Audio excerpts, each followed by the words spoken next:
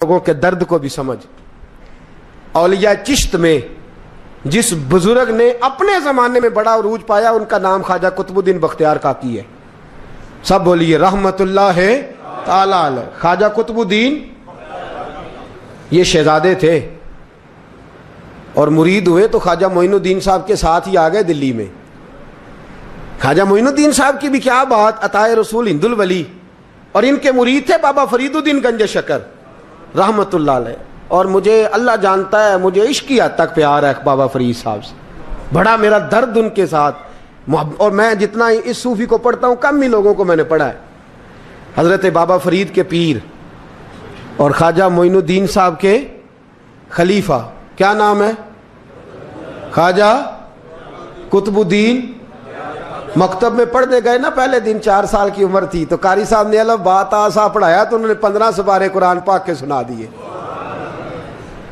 تو کہنے لگے بیٹا تجھے کیسے آئے؟ کہنے لگے میری اماں 15 سپاروں کی حافظ ہے، وہ سارا دن قرآن پڑھتی رہتی تھی، مجھے سن سن کے یاد ہو گیا ہے.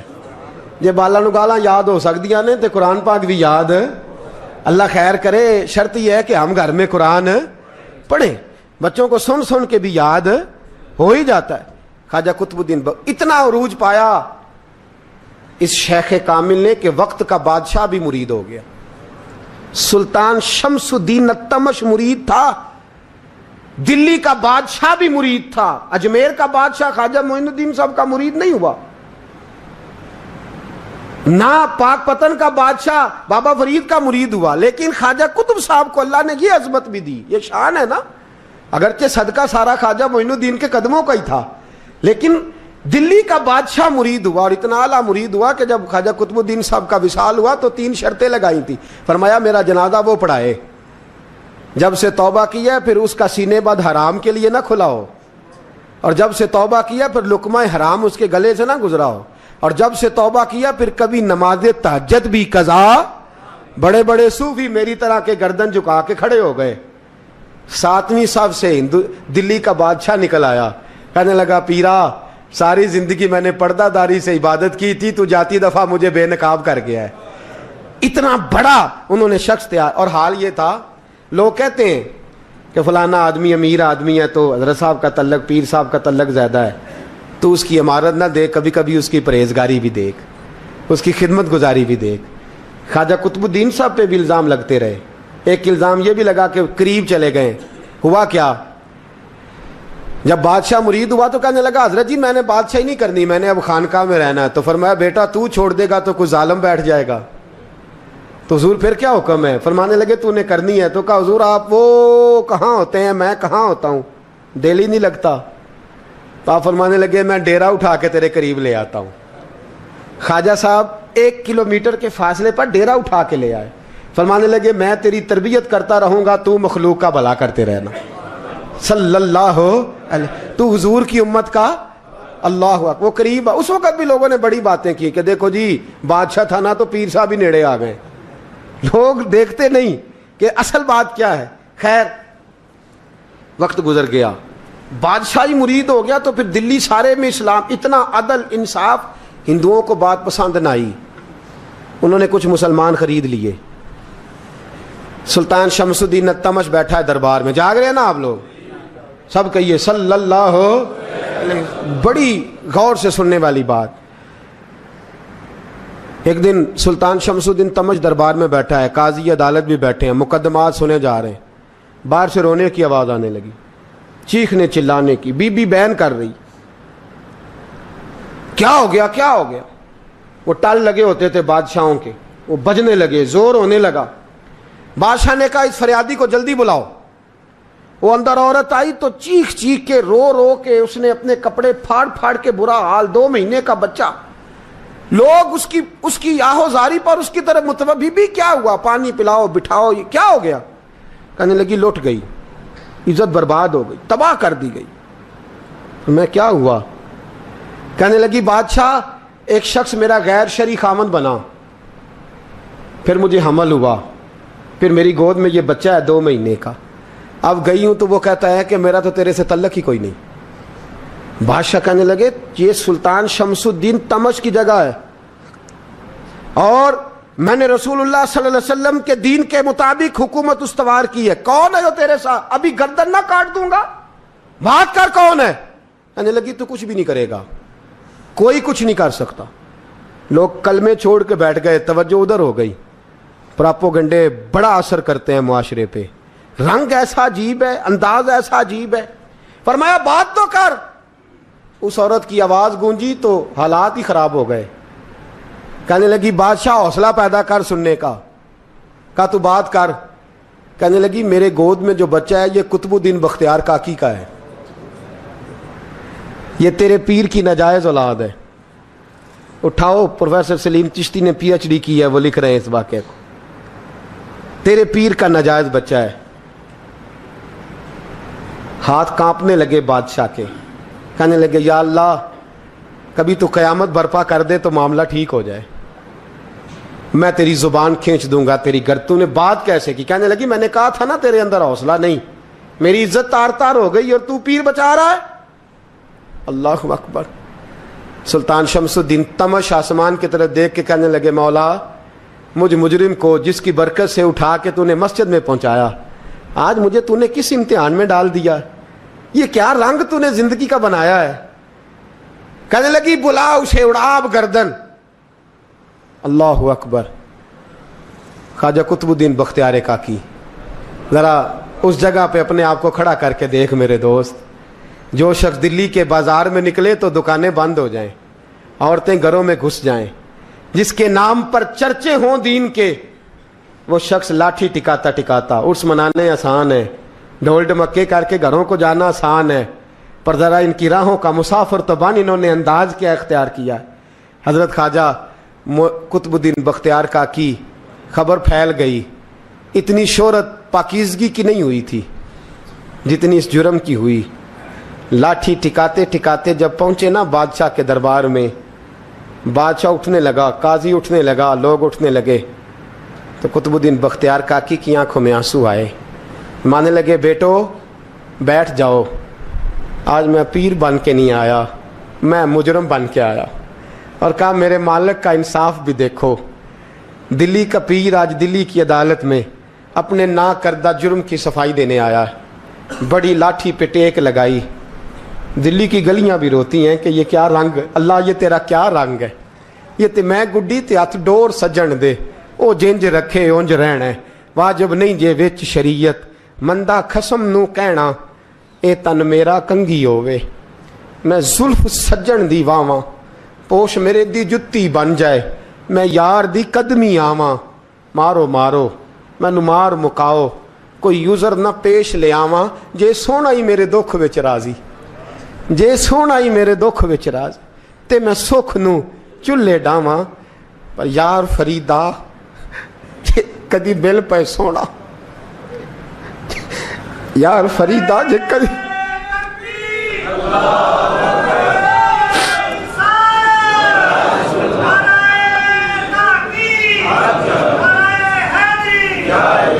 یہ کدی مل پہ سونا, بس انہوں رو رو حال سناواں. ٹیک لگائی ہے. کہنے لگی بی بی بول دے گواہی. کہنے لگی بی بی رب جانتا ہے, رب کا رسول جانتا ہے, پر میں تجھے نہیں جانتا, تو کون ہے. کہنے لگی اچھا وہ لوگوں کو بھیج کے تہجد کے بہانے پچھلے دروازے مجھے اندر بلانا, رب تیرا بھول جانا. پھر رونے لگی, پھر مکر کرنے لگی. مجھے بتائیے ایسا کوئی مقدمہ ہو تو لوگ کیا کہتے ہیں؟ یکدم حالات بدلتے ہیں کہ نہیں بدلتے؟ دلی کا ماحول ہی بدل گیا, سارا رنگ ہی بدل گیا. وہ عورت تو ہندو تھی, اس نے تو جھوٹ موٹ کے کلمے بھی پڑھ رکھے ہیں. اللہ اکبر. خواجہ صاحب پوچھتے ہیں گواہ ہے کوئی تیرے پاس؟ تو 4 کلمہ پڑھنے والے کھڑے ہو گئے. اللہ کرے کلمہ پڑھنے والے بکا نہ کریں, آمین تو کہیں. وہ کھڑے ہو کے کہنے لگے ہاں ہم نے آتے بھی دیکھا ہے, جاتے بھی دیکھا ہے. خواجہ قطب الدین صاحب نے نظر عثمان کی طرف اٹھائی, کہنے لگے اچھا جو تیری مرضی, میں گڈی تے ہاتھ ڈور سجن دے, وہ جنج رکھے اونج رہنا ہے, واجب نہیں وچ شریعت, مندہ خسم نو کہنا. کہنے لگے سلطان یار ایک رات کی مہلت نہیں دے دیتا؟ میں سویرے سلطان بھی رو پڑا کہ پیر صاحب میں میں نوکر اور میں بولتے ہیں اچھا حضور جیسے مرضی. باہر نکلے, خادم کہنے لگا حضور سواری پہ بیٹھ جائیں. وہ ماننے لگے نہیں یار آج پیدل جانا ہے. اس دلی کے چونکوں نے مجھے بڑی سلامیاں دی ہے, ذرا میں دیکھوں تو صحیح دلی کے بازار میری رسوائی پہ کیا کہتے ہیں. مجھے ذرا یہ پتھر بھی کھانے دے, ان کا ذائقہ بھی. پیدل گئے, دنیا سو گئی تو دلی کے بادشاہ نے اجمیر کی طرف منہ کیا. خواجہ معین الدین حیات تھے. بے خبر ہو جو غلاموں سے وہ آقا کیا ہے, بے خبر ہو جو غلاموں سے وہ منہ کیا. کہنے لگے معین الدین میں کوئی لوارس تو نہیں نا, میں کوئی لوارس ہوں کہ یہاں جو میرے ساتھ مرضی ہو جائے. تیری مجبوریاں درست مگر تیرا وعدہ تھا ساتھ دینے کا وقت آیا ہے. میں کوئی لوارس نہیں کہ اب تو اجمیر میں بیٹھا رہے اور میں دکھ سارا اکیلے برداشت کروں. بڑھاپے کا مجھے بھی پتہ ہے, کمزوری کا مجھے بھی پتہ ہے, ذوف کا مجھے بھی پتہ ہے, پر تتی تھوڑے تھکڑے خاندڑیاں, میں بھی تو تیرے نام تو مفت بھی خاندڑیاں. مجھے بھی تو پتہ ہے نا منم غلام نے علی حیدریم قادریم تمز احمد رضا خامی زنم. میں نے بھی تو اپنا نام نہیں نا جپا, تیرا ہی جپا ہے ساری زندگی. یہ لفظ کہے, کہتے میں رویا. آنکھ لگی تو حضرت خواجہ معین الدین صاحب خواب میں ملے. کہنے لگے قطب الدین میرا انتظار کرنا, میں پہنچ رہا ہوں. میرا انتظار کرنا, میرا انتظار. کیا کہا میاں صاحب نے؟ کہتے ہیں مالی دا کم پانی دینا, پھل کچے ہون یا پکے, اے پیر مرید دے سر تے ہی رہندا ہے, جھوٹے ہون یا سچے. میں آیا, فکر نہ کرنا. حضرت سویرے اٹھے, پھر گئے عدالت. پھر کہا نہ بھائی پروٹوکول, مجرموں کا پروٹوکول نہیں ہوتا, میں اکیلا جاؤں گا. جس کے آگے پیچھے نعرے ہوتے تنے تنہا. 2-4 منٹ زیادہ لے لوں آج آپ حضرات. کہتے میں پہنچا عدالت اور جا کے جب کہا نا کہ ہاں جی حضور بتائیے, گواہ بھی خلاف ہے, مقدم بولیں, تو کہنے لگے مجھے میرے شیخ نے حکم دیا ہے کہ میرا انتظار کرنا.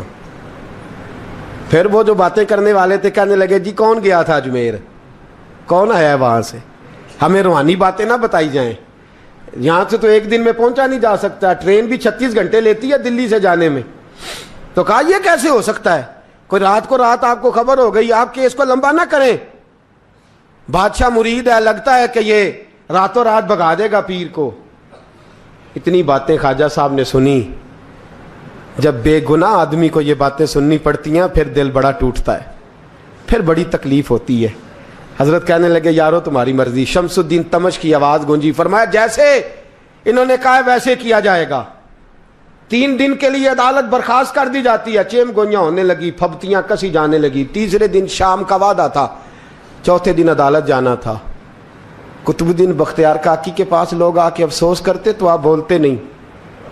یہاں تو لوگ صفائیاں دیتے بولتے نہیں. فرماتے یار میں گڈی تے ہاتھ ڈور سجن دے, وہ جینج رکھے, میں اونج ہی رہنا ہے, جیسے اس کی مرضی ویسے. جیڑیاں گڈیاں آپ پہ اڈیاں ہو نہ چڑھن اونچائیاں, وہی گڈیاں اونچیاں اڈیاں جیڑیاں سائیاں آپ چڑھائیاں. فرمایا ٹھیک ہے جیسے وہ رکھے, میں راضی ہوں. اللہ اکبر. تیسرے دن کی مغرب کا وعدہ تھا. جب مغرب کا سورج ڈوب گیا نا, بڑے قافلے اجمیر سے آئے پر معین الدین نہ آیا. وعدہ کیا تھا یار نے, آؤں گا دن ڈھلے.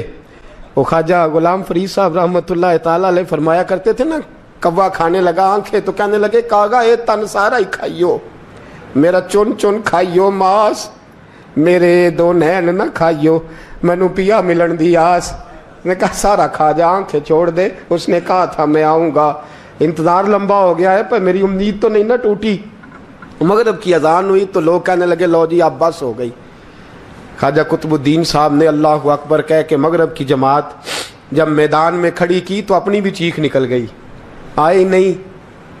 لیکن جب نماز کا سلام پھیرا تو خواجہ معین الدین صاحب کی 2 رکعتیں ابھی باقی تھیں. خواجہ صاحب پیچھے نماز پڑھ رہے ہیں, سلام پھیرا اور نماز کے بعد جب اٹھے نا تو خواجہ صاحب کے سینے کے سینہ لگا.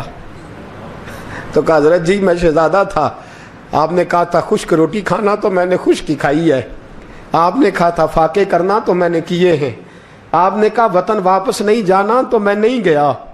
حضور اس امتحان کا آپ نے بتایا ہی نہیں تھا.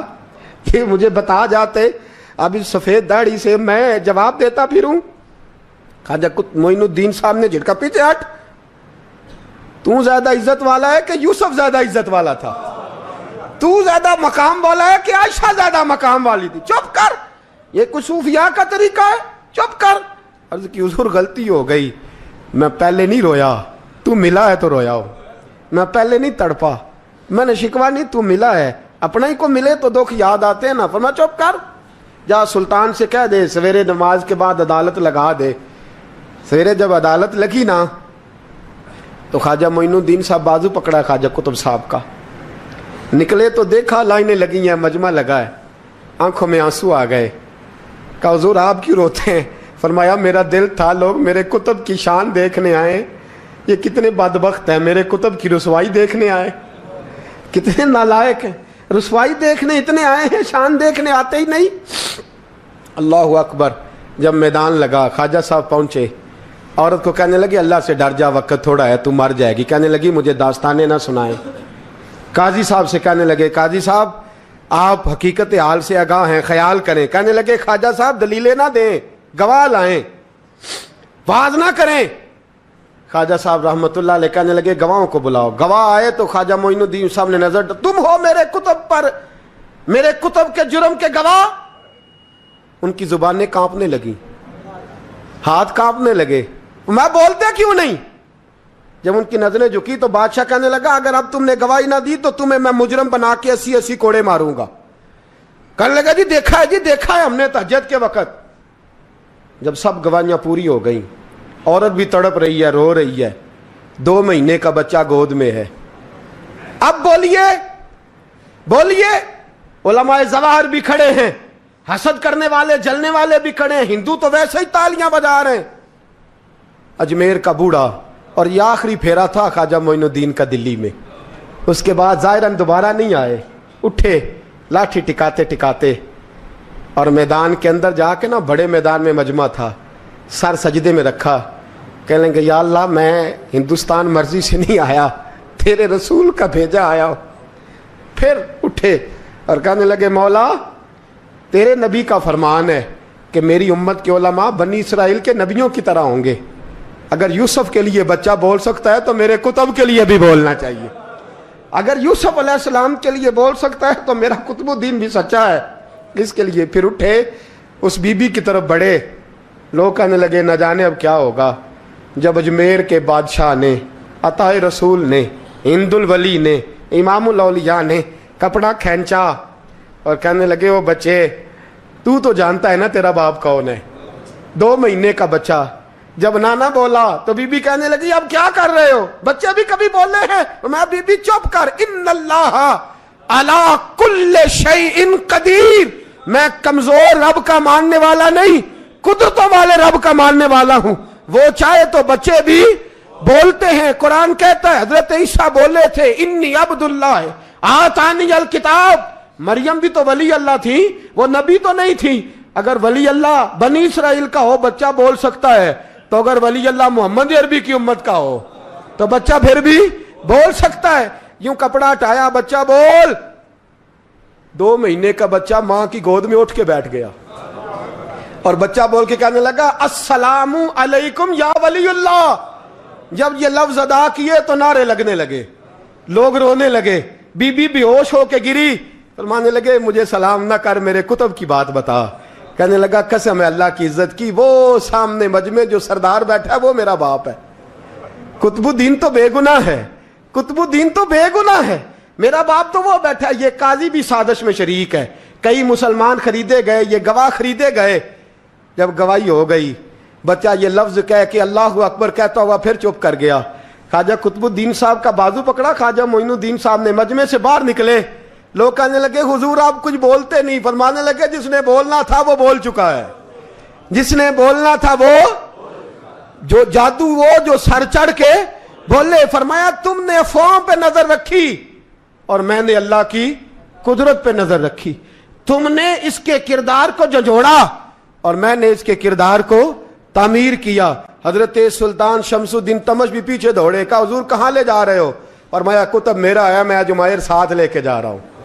اب میں نے اپنا بچہ تمہارے سپرد, اب میرے پاس رہے گا. تم نے ستایا میری اولاد کو, اب یہ میرے پاس رہے گا, میں نے نہیں تمہیں دینا.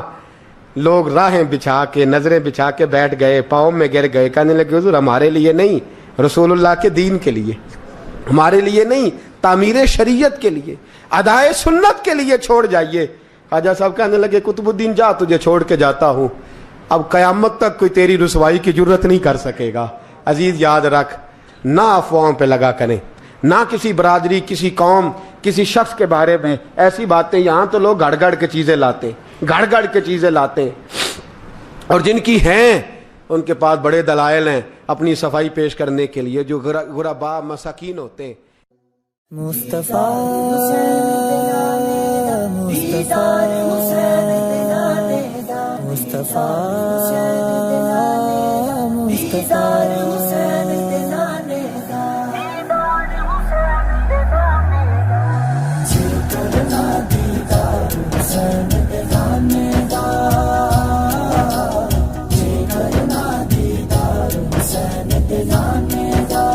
ہو جائے عاشق یار حسین دے نانے دا.